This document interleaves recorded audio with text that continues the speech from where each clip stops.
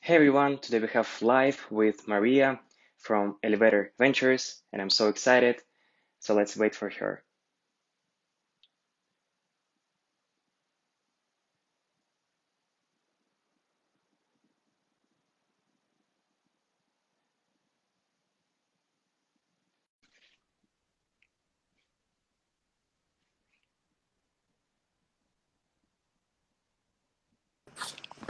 Hey Maria, Hi. how are you doing?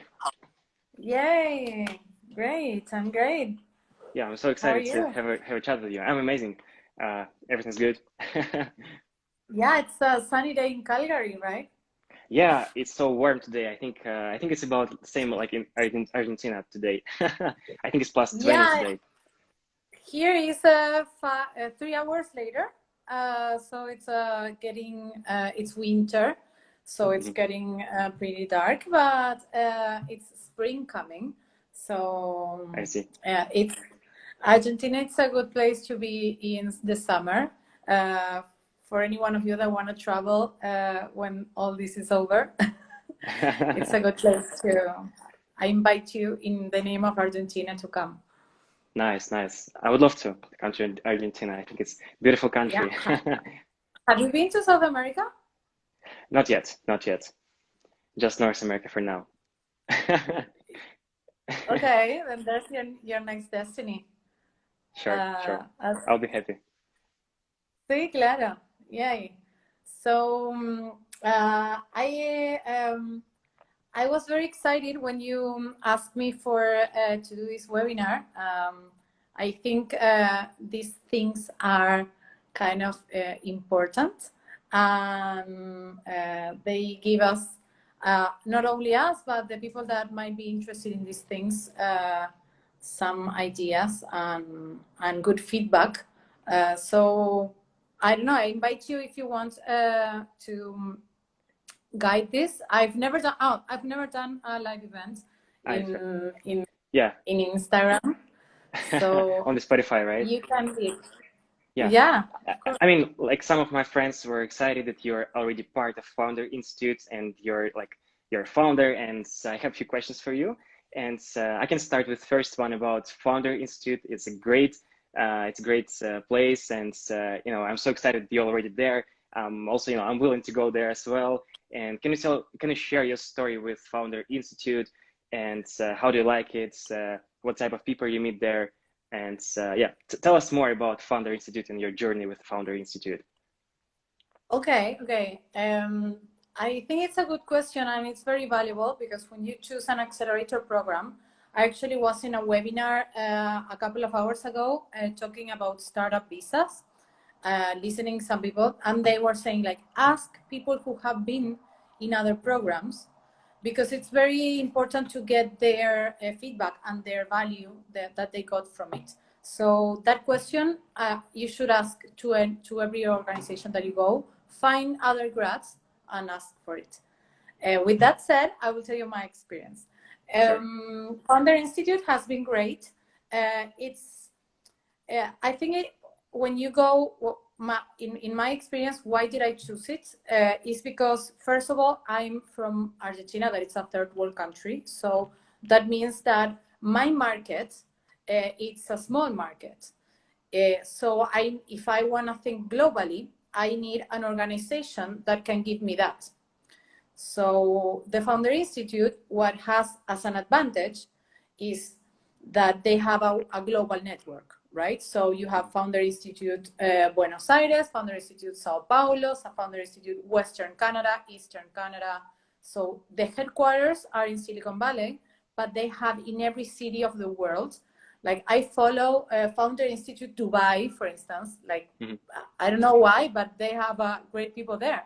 So it's like a brotherhood that you have, like you're a grad from there, and there's some camaraderie that's built in that, and it can take you places. And when you go to a new place, it's like, okay, you're part of something that it's global.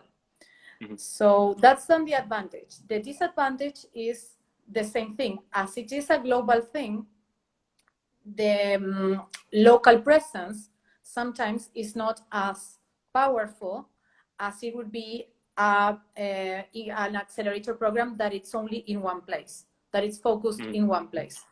So if you want, if you are in a market that you want to be in that market, I would try to find the strongest accelerator for that market. I was thinking globally, so I don't know if you get what I mean about the global and the local difference. Yeah, sure, yeah. So that's one basically thing. With Founder Institute, yeah, go on, yeah. sorry. No, and another thing that it's not that it's relevant for female founders is that the Founder Institute has program that is for female founders. It's like a parallel program that that it's focused on giving more value to women founders, to help them get more finance, to help them success more. So and the rates, if you see the rates of success of female founders in regular, for instance, in the all over the venture capital market, only 2% of the funding goes to women. But in the Founders Institute, 38% of women get the funding. So it's like, it's a lot. So they are really focused on female founders. And that's something that it's, of course, it's important for some people. Yeah, it's amazing. So those are the main things. And then the methodology is good, it's great. And it's very global, it's very systematized. And you can take it from like something that's pretty basic, or you can like really leverage and get in very deep. And maybe there are some things that I didn't use at first when I was in the program, but I'm using it now that my company is in later stage. But you have that asset and that know-how. So I think those are the 3 things. I see. And what about other startups with your like into your batch? Like, do you meet like great ideas, like great people? Can you like share it? Yeah, that's actually it's tough. It's a tough thing because when you are, and then I would ask you the same thing the other way around, is that here in Argentina, we are in the middle of an economical crisis storm. So you cannot separate great ideas from a lousy market. So in my cohort, some people are like very exhausted because like there's a lot of crisis, there's a lot of things that are happening that makes it even harder for startups to succeed. But they make us very resilient. So there was this article in the New York Times, I think, last week, that in the Financial Times, that they would say, okay, for Argentinians, COVID is just one more crisis. So like we are full of crisis. So this is one more thing. It's not, there are a lot of people finding opportunities. So in our cohort, there are a lot of people in health tech that they are doing really well. There are a couple of guys that they're doing something similar to Patreon, and they're doing really great. They are doing the Funding Lab. That is a program that the Founder Institute promotes to help startups get funding. And they are in there, and it's a pretty smooth path if you go through that process. And they take you no equity, and it costs you nothing. And it's after you graduate.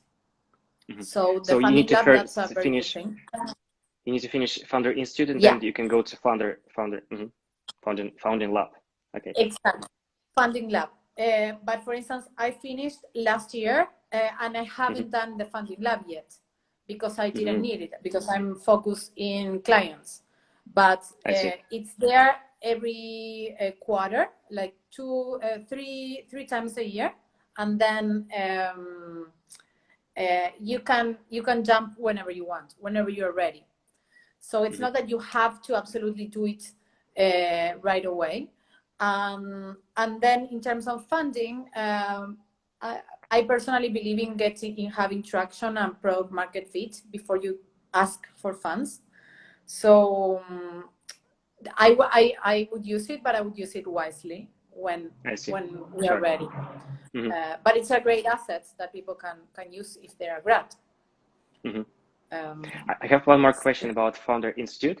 I'm not sure if its yeah. information is private or not private, but the question is, I heard from the guy from Calgarian Founder Institute that is like different rules in Founder Institute. So basically, you you go to this program and then like you share some part of your company with Founder Institute and with the other founders that are in your batch. Is it really how it works? And can you tell me more about it if you're allowed to? Yeah. It's pretty complicated to explain, but it's when you join the organization, when you grad, you get 4% of your company. Gonna try to explain it, but I maybe get mixed up. But that 4% is to align incentives because it's to make people more eager to help you. So from your cohort, all the other alumni own together 1%. Directors and mentors own another 1%. So they are more encouraged to do introductions, to help you with things because they are part owner. And then the other 2% goes to the headquarters of the Founders Institute, and then another 1% to an investment fund of the Founder Institute, where they're invested in a selected portfolio.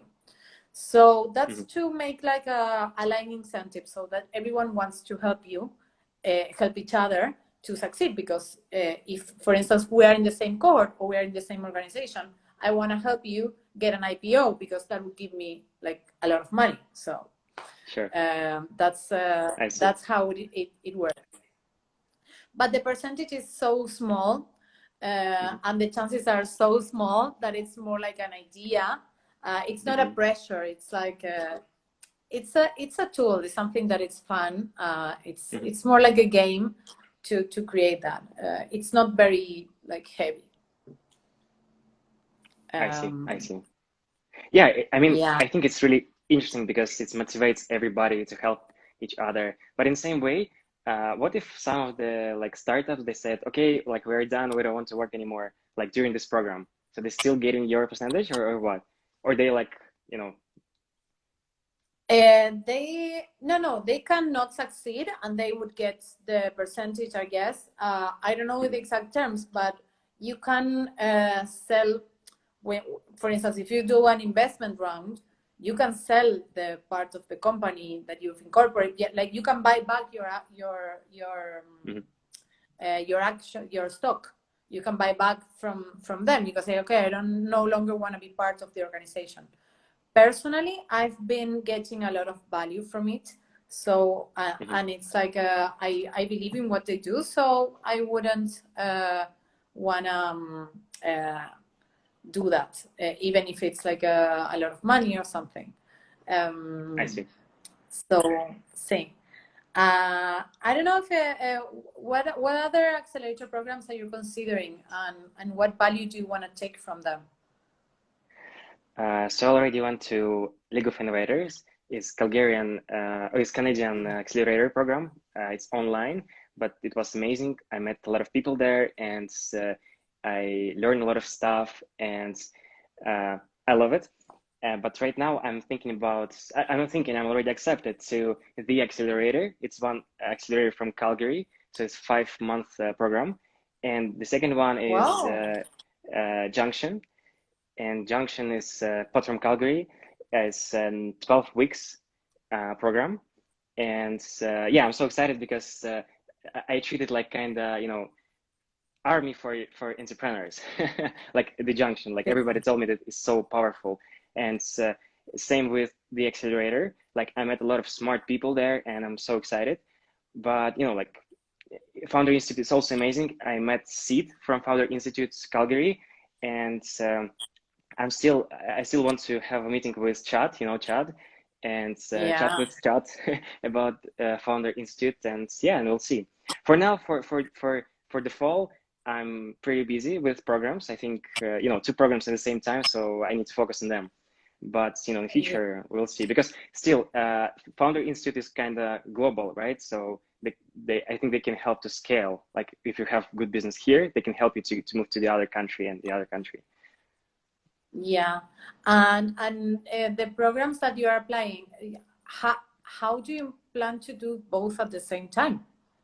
I'm So intrigued. yeah, so Well, and why one are of you them, doing two? so they're a little bit different. First one, Junction, is focused more on product development and sales, and the accelerator focused more on, I would say, sales to investors. So they focused more on how to pitch, and they like Junction. They have daily, like every day, 5 days a week meetings, like some lessons, and weekdays. And the other one, Accelerator, they have weekends, and I think it's like every second weekend. So and you know, it's like longer program, and I asked them, double check. I said, you know what, I'm already there, so can I go with you as well? And they said yes. So yeah, we'll see. Yeah, and I'm intrigued. How do you manage to, because it's a challenge that I also have all the time, that it's how do you manage not getting sucked into those programs, losing focus on your clients and on your product? So how can you leverage that balance, and that your business don't suffer? Do you have other people in your team? How do Yeah, you manage to do all? yeah, of course. I have my team members, my founders, and they help me a lot. When I go full time on my CEO stuff, they help me with sales. So basically, and same with development. Like because you know these programs, they are really good. I can meet people there, and in long term it'll be good for the company, right? So we decided together that we need to go there, and basically they helping me, like my co-founders with sales What's and your development. team? What's your team? How what's your team look like? Yeah, so we have Vyacheslav. He is our developer, and he's kind of full stack. And me, I'm Evgeny. And the other partner is Jason. Jason worked with marketing and sales. Ah, So that's great. yeah, we have like a, how do you call this, hacker, hustler, and hipster, right? That's great. That's Yeah. great. Actually, I think we have a similar team or something. We have a chief of operations. He's an engineer, Pablo, and then we have Sophie, and she's like a sales machine. Mhm. And then we have Isabella, that I think you've talked to her. She's Yeah. our community builder and Mhm. content strategist, and she basically does like everything else that needs to be done, administrative things and all that. And we all manage to, and I do product, and I do most product and network CEO stuff. But I try to do a lot of client talk. Like I try to Mhm. stay on top of talking with the, like in the field, because it's very important to what we were talking, like sometimes you get stuck into the networking or the fundraise and all that, and you lose sight of Yeah. your users and the feedback that they're giving, and your product suffers and your service suffers. Mhm. And that's a very common mistake that people do. So that was when I was telling you, like, you need to have product market fit before you Mhm. fundraise. If you don't have Yeah, for the sure. right fit, like don't even try, don't waste time there. You're not there yet. Mhm. um, and I ask you this question. Speaking of users, how are people in Eastern Europe different from North American users and the mindsets, Mhm. and Mhm. how does the relationships work differently or Yeah. similar? Yeah. So I don't want to offend European people. I love European people, but unfortunately, it's much easier to sell here in Canada. Like, you know, I don't know Really? why. Yeah, it's much easier. I don't know why, but people here, they're like, they're angels, you know, they're so friendly and they're so happy. And I don't know, maybe it's my level of sales, but I think it's just different people. Because in Poland, of course, I had different mindset. And when I was trying to sell, um, I was more like, you know, buy, you know. And after actually League of Innovators, and changed my mind to like, what is your problem, right? I'm asking about problem. I don't care about my product anymore. I care about problem. And but Mm. anyway, like in Poland, even like in Ukraine and Russia, I was trying to do like online marketing there. It's so hard to like, even if you ask simple questions like, hey, like, can we have a chat like 5 minutes? I'm trying to develop this product. I just need the advice from like, you know, person like you, just 5 minutes, and maybe, you know, Yeah. we'll help each other. So usually they don't want to speak to you. They think that you're trying to sell them something.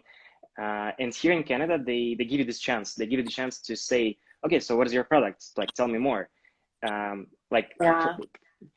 it's still maybe not like, for instance, when I'm trying to sell, like, okay, sometimes I schedule like meeting, and then it's rescheduled, and then rescheduled, and then rescheduled. Like right now, our strategy is to focus on like specific clients and spend like a lot of time with them, but be sure that they will be with us. They will stay with us.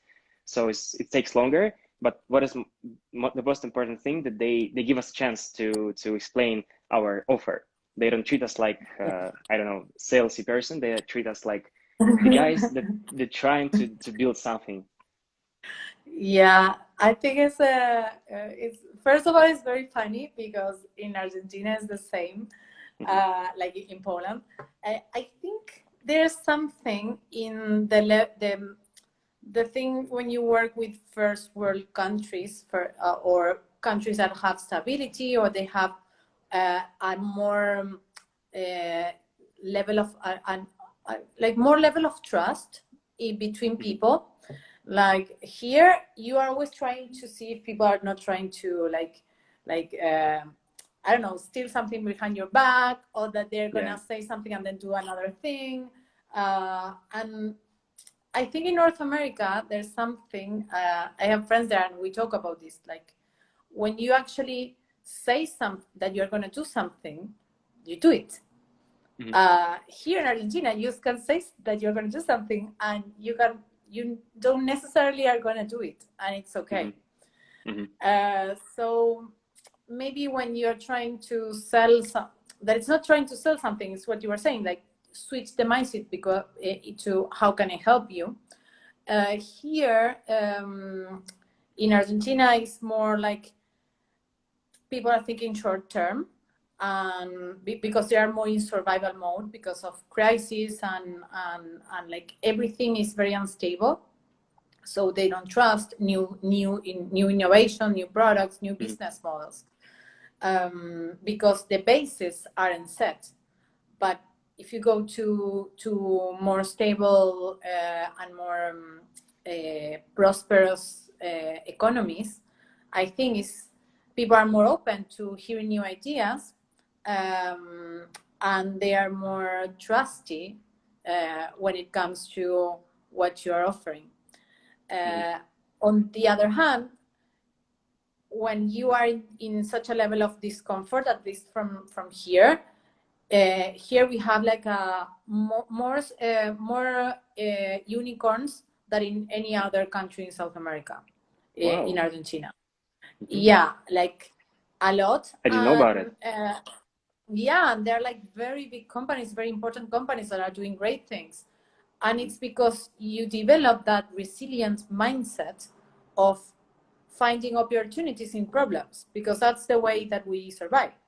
Mm-hmm. So I think like being uncomfortable, like in Israel, for instance, is the same, right? That like they are in this very uncomfortable physical environment, so they went into tech and into global and very high valuable solutions, and that makes them be very creative. That discomfort of their economy or their political situation.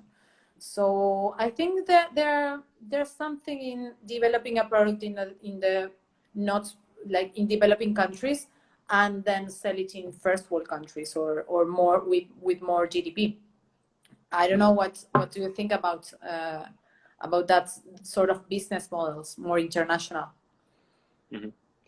Yeah, I think like many like big startups, they came from like small countries, but like you said, like these numbers that in Argentina more than in US, like even in Silicon Valley, like it's No, like no, no, wow. not in US. That's South Ah, America, South America. South America. Okay, I see. Okay. Yeah, Latin America, even more than I in thought in North Mexico. No, America. no, no, no more than in North America. No, of Yeah, course not. I see. Okay, We wish. now it works for me. Yeah. So, what about your product? Can you tell us more about like what's the idea, how it works, and how you found this idea? Okay. Well, we have a PropTech startup that's called Elevator. And what we do is we are on a mission to create more livable cities and more meaningful urban lives. Like we want to make cities more livable for everyone, and the lives that we have in the cities to be more more slow, more light, more financial independence, that you spend more time in the things that you value and not so much time paying rent and things like that. So we started developing different solutions. First, we did one product that is called Rental Proof, and it's a smart building concept that allows an apartment to switch between rental mode and home mode from a voice or an app, like in a matter of seconds. So you say, okay, let's switch to rental mode, and then some lockers on some parts of your house get locked, some storage. So you have everything separate what you want to share from what you don't want to share that it's yours, and then you just go travel, and a concierge and an automatized service publishes it in Airbnb and does all the cleaning and everything for you. So you live basically in an apartment that it's yours, and you can do home sharing, but it's seamless. It's not a pain in the ass to do all the hosting and all that.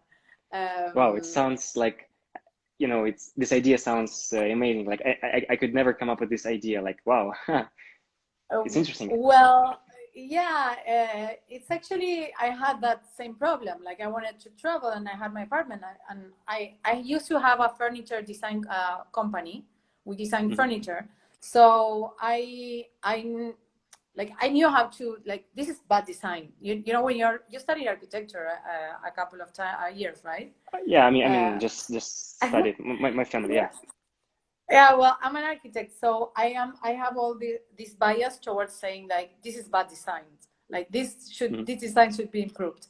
So I started imagining, like, what if you have an apartment that you can just switch it, like switch, and it's rentable, it's rental proof.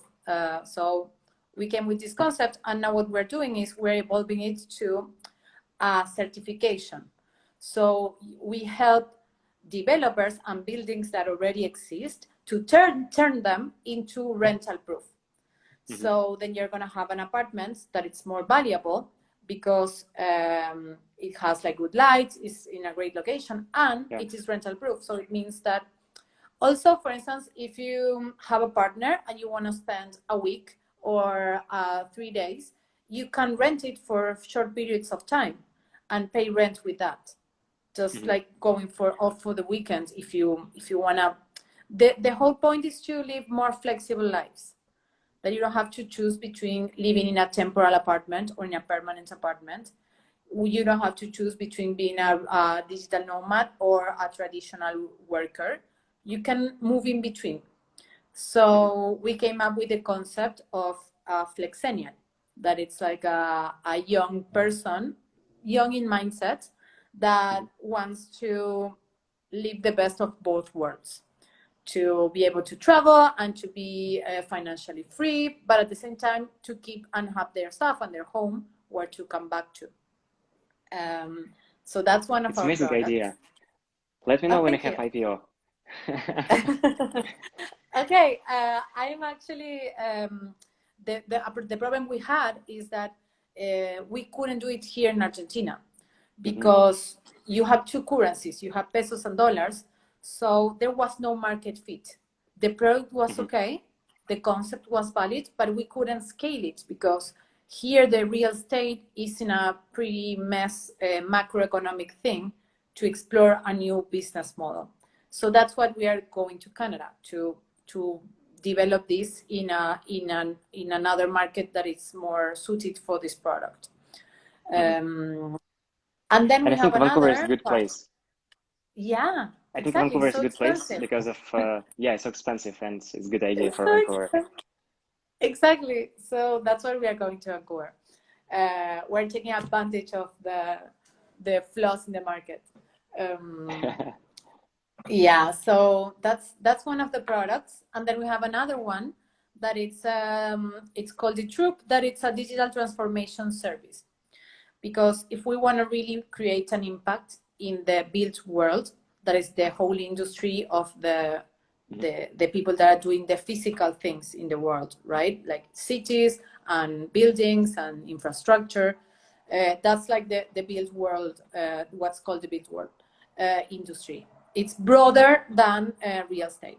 So if we want to make an impact in the built world, we need help. We need the other players to be as lean and as digital as we are, because we've encountered that real estate developers, all the real estate establishment is very traditional, is full of older people that have like old ways of working, and they are not taking advantage of Internet of Things, data science, and all the agile process and mindsets that we startups do. So we are helping real estate players and built world players to do this digital transformation. And that's where we actually get money right now, with corporate clients, helping them become more like startup mindset people. I see. Yeah, it sounds Yeah, amazing. so we have two revenue. Yeah, you have two revenue streams too, right? You have a product and you have a service unit, right? Yeah, in a way, it's two different companies, but we're like helping each other. So, and like we have this Okeh thing, and we have Gels. Gels basically it's like website development, marketing, digital marketing, like everything. We have some volunteers there as well in Okeh as well. I have one question about your first product. Yeah, of Like course. right now, because of COVID, situation like will be different, and a lot of companies they decided to work remote, and some of them will stay remote, right? So market will change. And what do you think about it? And do you have idea how to use it for your idea for your startup? Yeah, actually, we've been we've been studying remote work as a trend for 2 previous years. Before it was like the boom. So we were saying, okay, this is happening. This is happening. Buildings.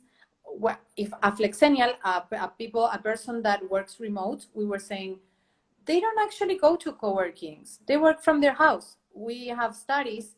There's this very cool study that if you're interested in that, it's called State of Remote Work from a company called Buffer. I'm going to write it later. And Sure. it's, they say that only like, I don't know, like only 5% of the people that work remote want to be digital nomads. The rest, they just want flexibility. They want to be able to work whenever they want, from wherever they want. So those people, their houses are not prepared to do that. Their buildings are not prepared to do that. What you were saying, like people are not going back to their offices. They're going to work from home. So how these buildings would look like. So what we did in our rental proof concept is that you have multiple use parts. You have a co-working inside the building, because you also need to go out away from your house. Like if you are inside your home, you working, and like you need that separation.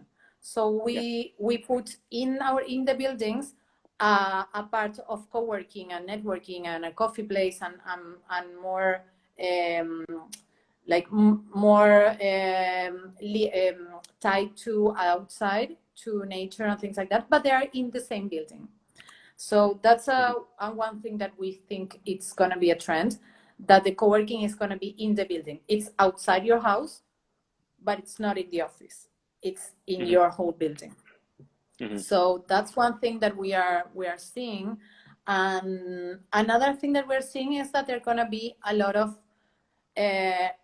readaptation from existing buildings than new developments. There are going to be improvements and enhanced things of buildings that already exist, both in office and in housing. More than building something from scratch, because it's too expensive and it's not the need right now. Like all the players that we've been talking, developers, big developers, both in Mexico and Canada and even here, they're saying like, okay, now for the next couple of years, we're gonna do upgrades for the existing buildings. So if anyone has an idea for startups to improve existing buildings, this is the time. Yeah, I was thinking more about like your first product. So basically is you're helping to block some parts of apartment to be able to rent it. And I'm not sure, but maybe it's also possible in office industry. For instance, you have office, but you don't want to go to this office like every day because it's, you know, you can work remote, but sometimes you need to go there to, you know, have a meeting.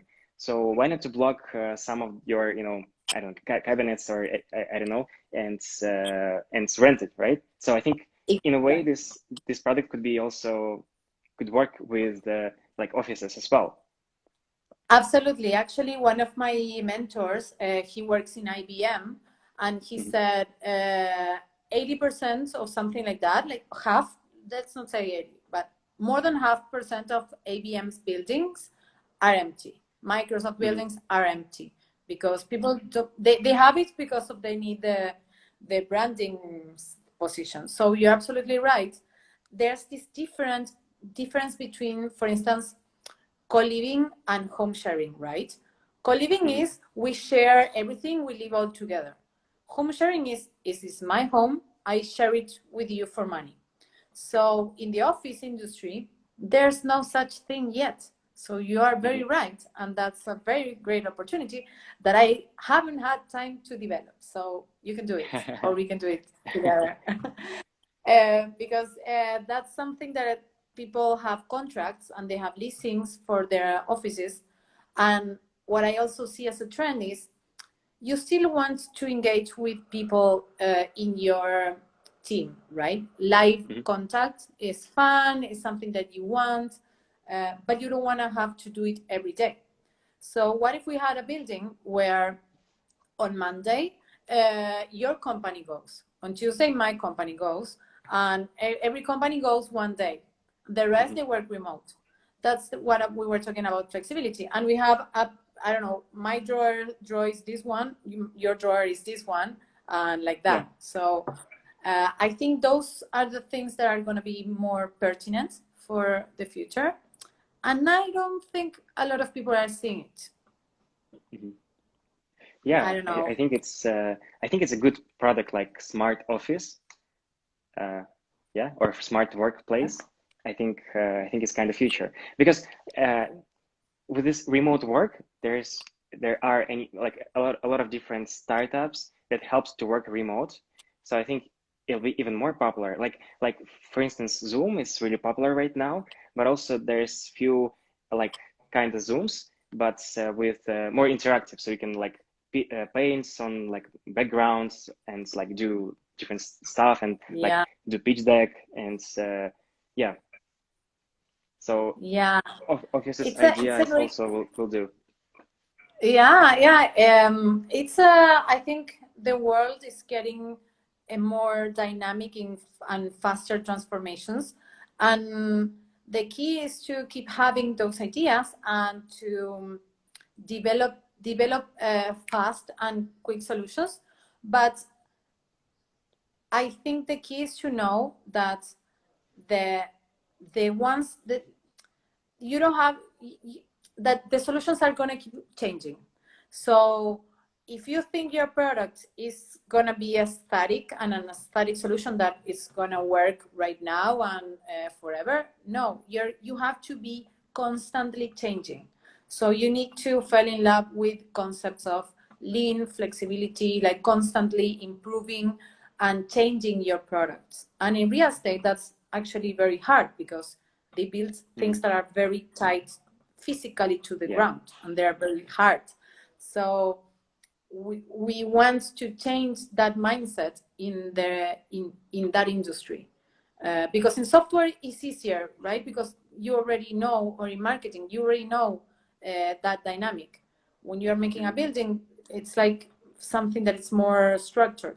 So when you think more flexible things and business models for the same space, I think that's what's gonna keep you ahead of the market. Not one specific solution. The mindset is gonna keep you ahead. So what is your strategy with Canada? Like, you want to go to Vancouver? You want to focus on like smart homes or smart offices? What is your, I mean, not private plans, but let's say what you can share with us. Well, I plan on copying your strategy actually. So you can tell me what you did, and I'm gonna do that. I'm not sure if So it what did you do? will work for. Yeah, okay. So in my case, I came here like 2 years ago, first time, just to learn more about this country and how it works. And I realized that I think I can sell it. I can sell it better. And what is really important, that startup community in Calgary is amazing. Like every week you have a lot of different meetups, and you can meet some nice people. You can learn something. You have a lot of different free programs where you can go and learn. And then I get back to Poland and start, preparing, trying to sell it here as well. I started, online marketing, being in Poland. I started messaging different people and, ask them to test my software.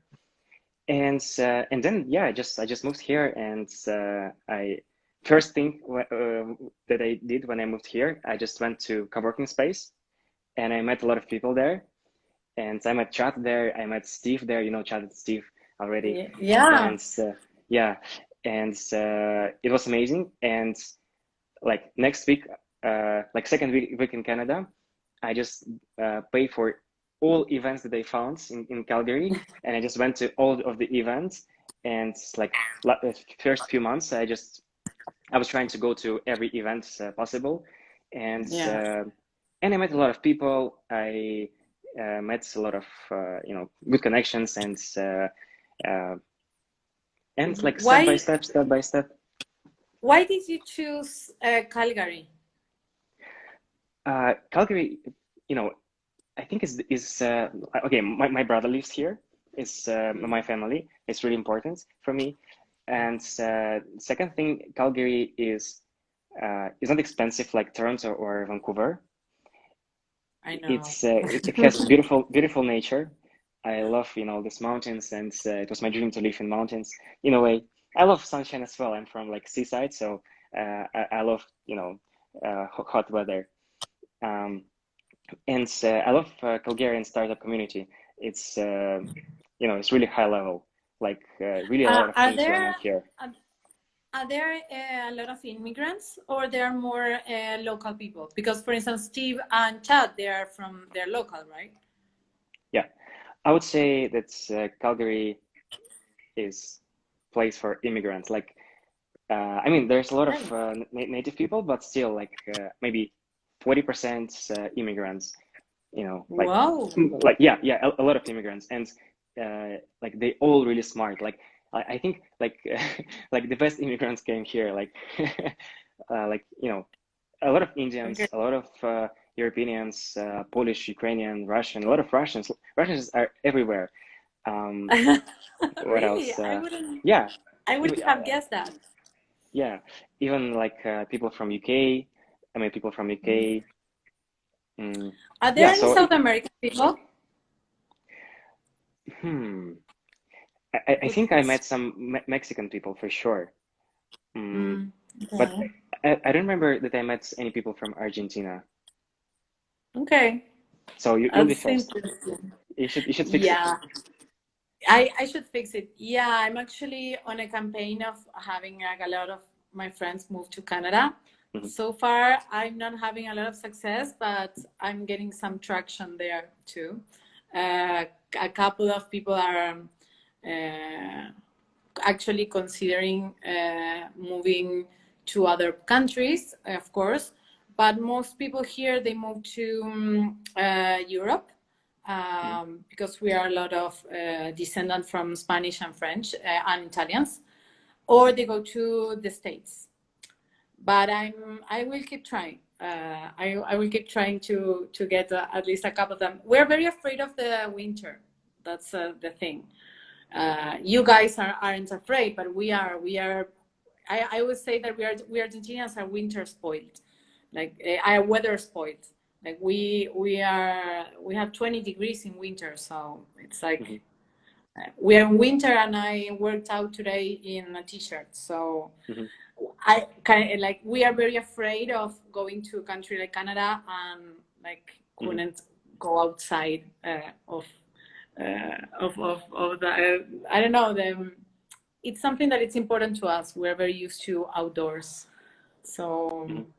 like rainy days and all that is something Yeah. that and family of course the problem here is that people are really very warm in terms of Hmm. family and spending time with them. So we really like our lifestyle, even though the economy is not as we would want to be. But Hmm. I don't know. There's something in this flexibility lifestyle also allows us to like if you live in one of our apartments, you would be able to in the winter come go to a summer place and go back and forth Hmm. and work from anywhere. So that's actually one of the things. The reason that I created this concept and that I explore these things is because I want to empower these lifestyles that are Hmm. more flexible, that you can live in different places at the same time, but but still bond and have like roots. Like you don't have to choose between those two extremes. Hmm. Um, I don't know. Um, What to yeah. say about Canada and weather? Yeah, it's cold here. But I think in Vancouver it's not that cold. Like, yeah, they have real winter, not 20 degrees winter. Um, Yeah. in Calgary, like last winter, like, it was pretty cold. There was one day about minus 40, but it was pretty comfortable. I wouldn't say that I don't like it. I actually like it, and it's interesting to be in this kind of weather. You just need to change Yeah. your clothes and be warmer, and that's it. Like and what else good about like Calgary? Calgary, we have Chinooks here. So basically, it's like wind that's like brings warmness here in Calgary, even during winter. So sometimes Oh, it's minus 20, and then like next week is plus 5, plus 10 claro. sometimes. So it's kind of warm, right? And also in Calgary, it's like a lot of sunshine days. Even if it's cold, it's so like sunshine, like sky is clear, like blue, and a lot of vitamin D, and I love it. It makes me Claro, more claro. positive. Yeah, that's great. Actually, I think that people in Canada, they're so, what you were saying, they're so very nice and kind and warm in the way that they open to your ideas and to they're very friendly. So I think it makes it easier. I resonate a lot with people there, so I'm pretty excited. And the more that I engage, one other thing that it's good for this thing that's going on in the world, this like pandemic situation, is that people are very eager and very open to engage virtually, right?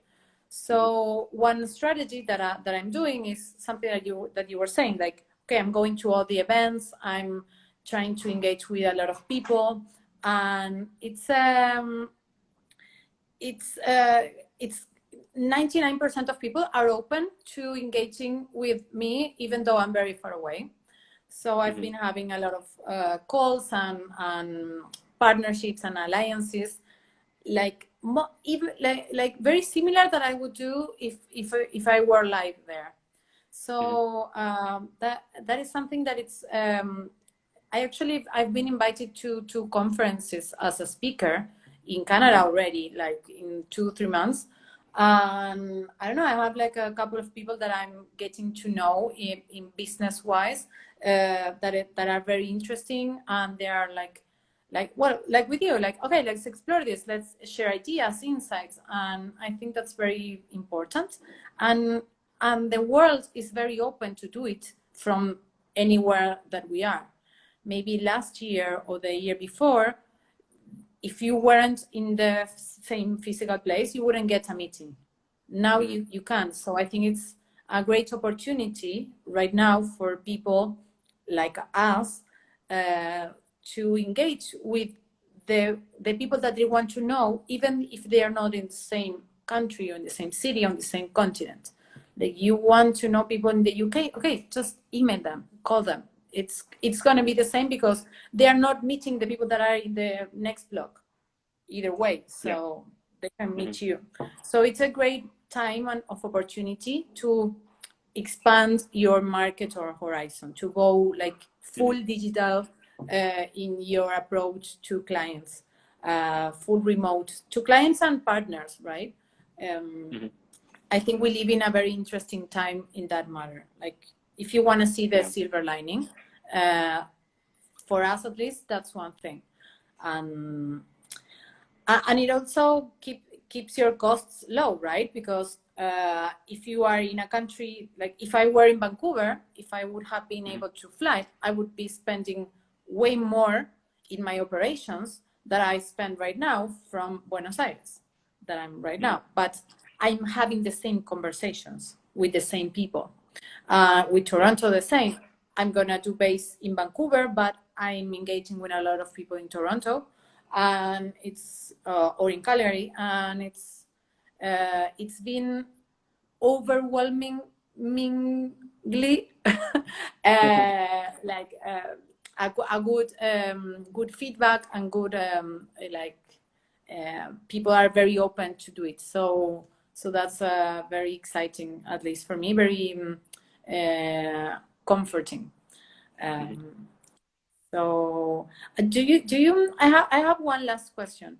Do you still have operations in Poland? You have the two markets at the same time?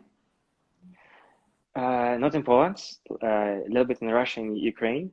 I mean, yeah, we have some users there, but I'm not focused on these users. I just kind of chat with them sometimes.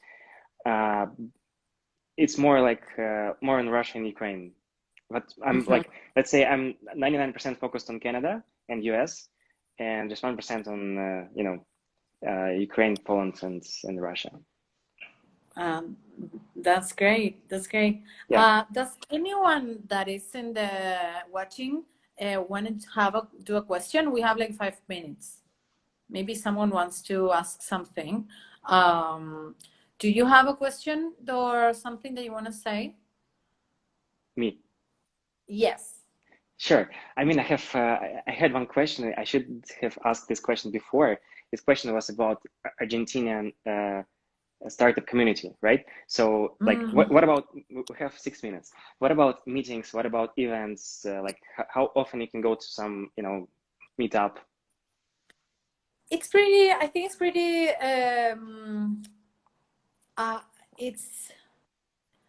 you have a lot of, there's this study in MIT that they do. I suggest anyone that's interested research it, about startup ecosystems in all over the world. And they did this study for Latin America, and they study ecosystems by cities, because they believe And that proves my point about cities being the most wonderful thing in the world, that cities are like the place where ecosystems develop. They are subscribed into cities, like clusters into cities. And they say that the most healthy ecosystems are built in by 6 things, like the entrepreneurs, the people that gives money to entrepreneurs, the institutions that enable public policies to entrepreneurs, and that they foster like the private sector. Like you need to have a different like 5, 6 things for the whole system to work. You need to have people doing the broadcasting, communicating these ideas, doing these things like sharing ideas, like podcasts, channels, events. And here in Argentina, for instance, the health of an ecosystem, this is very like, is that it doesn't matter the size, it matters the proportion of all of these actors. So a healthy ecosystem has to have a balance between money and human resources and investors and institutions. Here you have a lot of people, a lot of brains trying to develop solutions. You don't have access to credit, you don't have money, and you don't have buyers. So it's a bit difficult for the ecosystem to be healthy, but there's full of people that have a lot of amazing ideas. So that's why I'm saying that the key here is to leverage that advantage to take it to other places. And for instance, in Canada, the ecosystem is different. They have money, they have investors, they have like a lot of things. They don't have people. They even have startups. They don't have people that work in startups. So it's very interesting when you start seeing the ecosystems with that lens. And I suggest that you study, like, check out in Poland how it's different, or check out in Calgary, like what is the missing piece in the ecosystem. That would be my answer. I see. I don't know, what do you think about that? I'm not sure about Argentina, but the difference between Canada and Poland, that in Canada you have some meetups every day, even like few of them, like let's say 5 meetups a day. You can join them. In Poland, maybe once a week, and not 100% that it will be interesting. So here's like more opportunities for like, you know, to meet more people from this startup community. And also many nice programs like incubators, accelerators. Like in Poland, I applied like to many incubators, like incubators, accelerators, like you know, everything. And they are so slow. They like, you need to apply, then you need to wait for like a few months, and then they would say, okay, like in 1 month you'll have like interview, and then in 1 more month, so like 6 months, and they say no, right? In Canada, it's like it's so fast, right? So like you applied 1 month, and they say yes or no, and or maybe you have interview, and after interview 1 week, yes or no. So it's all faster. And actually, they never say no. They say, you know what, maybe not this time, but actually you should try to work on this and that, and maybe we can work together. So they give you free advice. Yeah. Okay, we have to go, but I think we should keep this conversation and maybe do it next week or the other one. Sure, absolutely. Sounds good. Thanks for your time. It was awesome. Yeah, it was very fun. Thank you. Yeah. Have a great weekend. You too. Enjoy your summer. Ciao. Thanks.